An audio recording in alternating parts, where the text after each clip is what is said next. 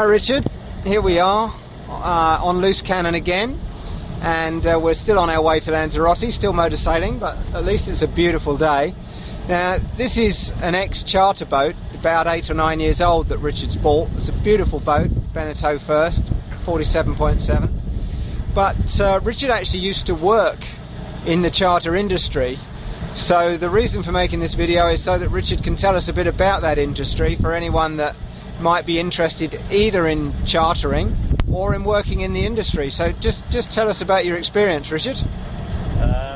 Well, I spent about 15 years with one of the big two of the world charter operators, and was looking after a fleet spread from pretty much one side of the world to another.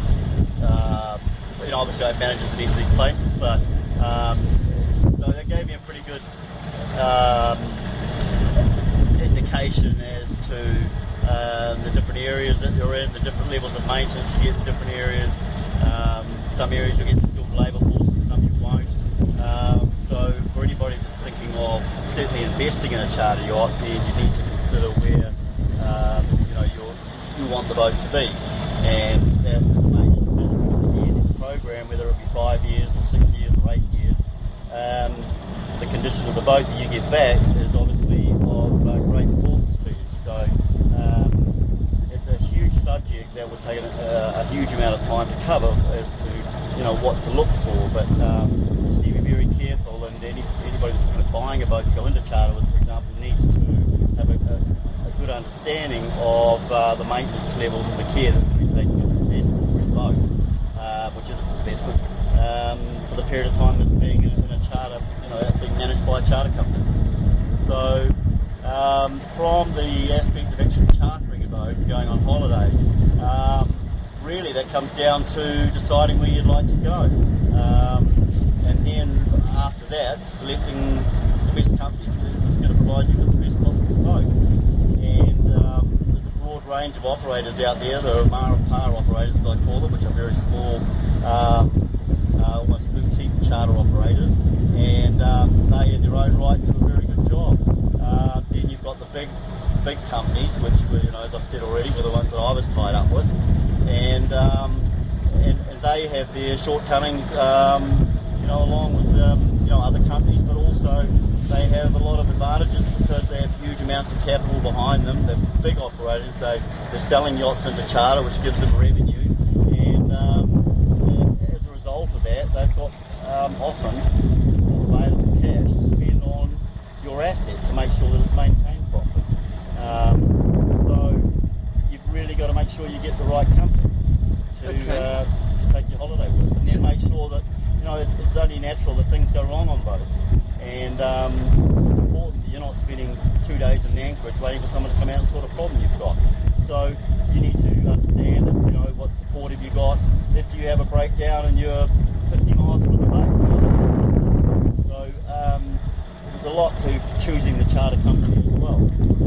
Okay, so there's a couple of subjects there we touched on. So some people actually buy a boat and then kind of lease it to a charter company, or what? That is the norm. Most, that I'm used to anyway, most companies do not carry the capital of 1,000 boats or even 20 boats for smaller operators. Most companies will have private investors who buy the boats, give it to the charter company. They obviously get to use the boat for a period of time. But the bigger companies, that are multinational, they'll get access to a boat on the other side of the world, which gives them, for maybe 2 or 3 weeks of the year. So that is one advantage with the bigger companies, because they all offer that type of arrangement where you'll own a boat in the Med, but you can use a boat in the South Pacific. So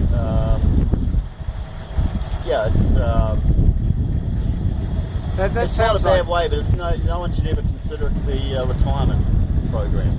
It's not a money-making exercise really. It's one where in some countries you get tax benefits out of it, but on the whole, it's not a money-making venture, or shouldn't really be considered as such, in my opinion. Is it a good way to get your own boat and kind of cuts the costs for you? Way into a boat, it could well be. You just need to remember that boats depreciate. It's like you buy a brand new car, the minute you've driven it out of the showroom, there goes 30%. So you need to factor that people that do use that particular method as a vehicle to get their own boat. And some charter companies, I believe, correct me if I'm wrong, do buy their own boats and then sell them after a certain number of years. Is that right?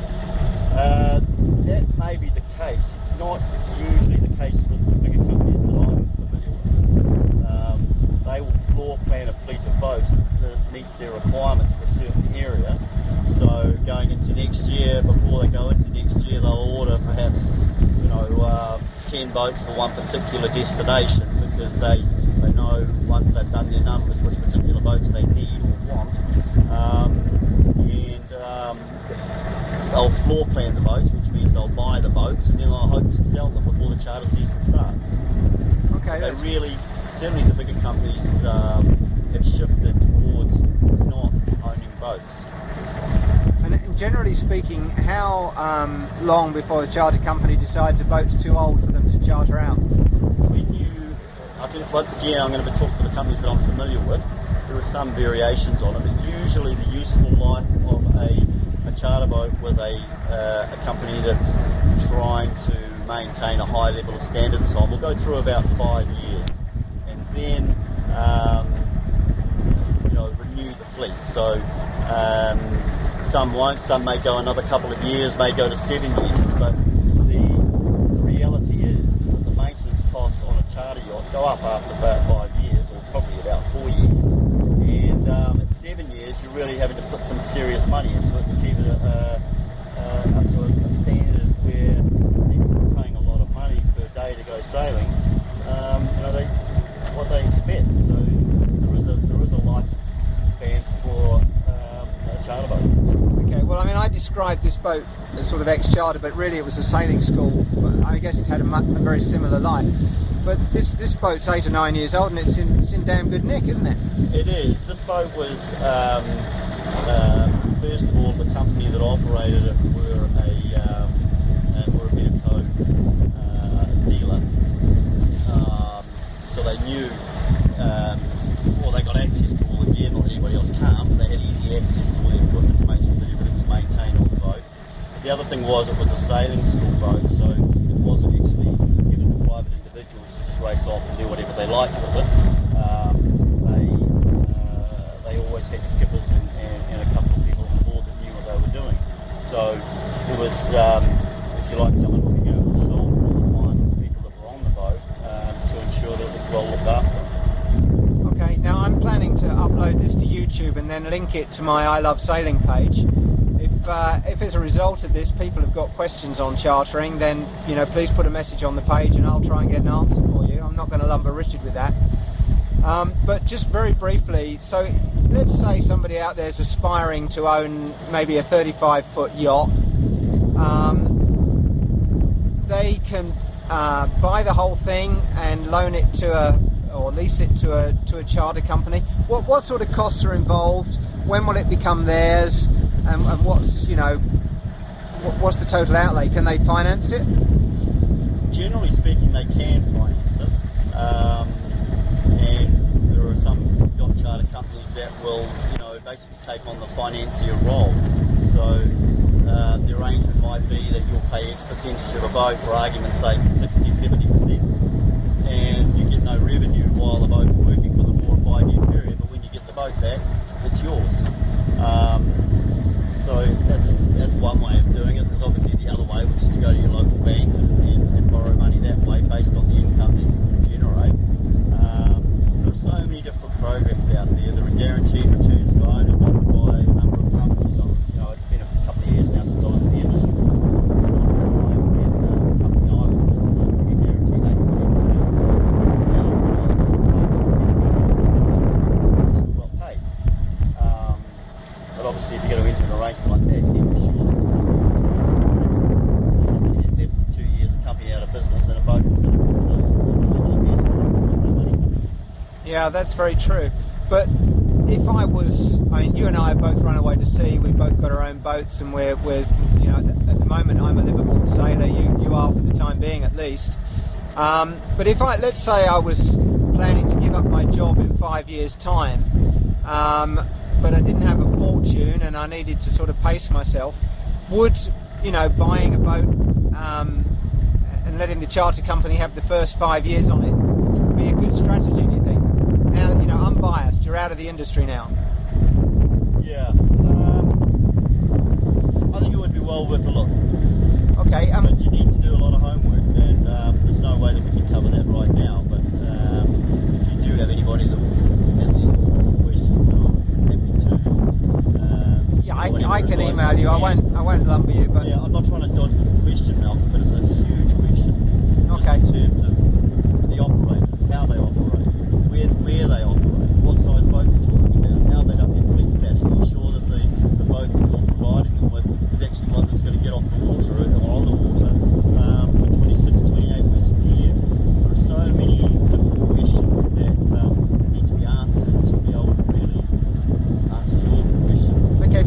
Very final point. If I go to Beneteau or Jeanneau or any of these companies to buy a new boat, then I'm just a single buyer, and I probably won't get much of a discount. If I do it through a charter company and they're fitting out a fleet, presumably they get discounts. Do they pass that on?